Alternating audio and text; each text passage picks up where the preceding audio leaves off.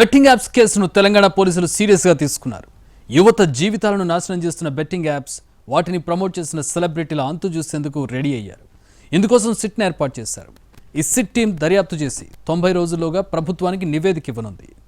యువతి యువకుల జీవితాలను ఆగమాగం చేస్తున్న బెట్టింగ్ యాప్స్ భరతం పట్టేందుకు తెలంగాణ పోలీసులు రంగంలోకి దిగారు.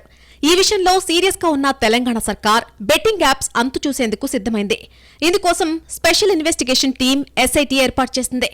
ఈ సిట్ బృందానికి ఐజీ ఎం రమేష్ ను ప్రధాన అధికారిగా నియమించారు. ఈ బృందంలో ఎం రమేష్ తో పాటు ఎస్పీలు సింధు శర్మ, వెంకటలక్ష్మి, అదనపు ఎస్పీలు చంద్రకాంత్, శంకర్లు సభ్యులుగా ఉంటారు. ఇప్పటికే హైదరాబాద్, పంజాగుట్ట, సైబరాబాద్, మియాపూర్ పోలీస్ స్టేషన్లో బెట్టింగ్ యాప్స్ పై 2 కేసులు నమోదయ్యాయి. ఈ కేసుల్లో టాలీవుడ్, బాలీవుడ్ కు చెందిన 25 మంది ప్రముఖులు, యూట్యూబర్స్, టీవీ యాంకర్ల పేర్లున్నట్టు పోలీసులు వెల్లడించారు. ప్రస్తుతం నమోదైన 2 కేసులను ప్రత్యేక దర్యాప్తు బృందానికి బదిలీ చేస్తూ అధికారిక ఆదేశాలు జారీ అయ్యాయి. 90 రోజుల్లోగా పూర్తి స్థాయి నివేదిక అందించాలని డీజీపీ జితేందర్ సిట్ బృందాన్ని ఆదేశించారు.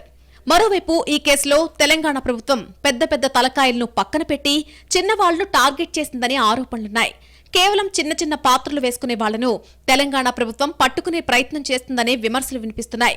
ఈ బెట్టింగ్ యాప్స్ లో ఉన్న పెద్ద హీరోలు, సెలబ్రిటీలు కేసు నుంచి తప్పించుకునేందుకు న్యాయ వ్యవస్థలోని లూప్ హోల్స్ ను వెతుకుతున్నట్టు తెలుస్తోంది. ఇందులో భాగంగానే కేంద్ర ప్రభుత్వం ఈ యాప్లపై నిషేధం తీసుకొచ్చిన ఏడాది ముందే తాము అగ్రిమెంట్లు చేసుకున్నట్టు చెబుతున్నారు. తద్వారా కేసుల నుంచి తప్పించుకునే ప్రయత్నం చేస్తున్నారు.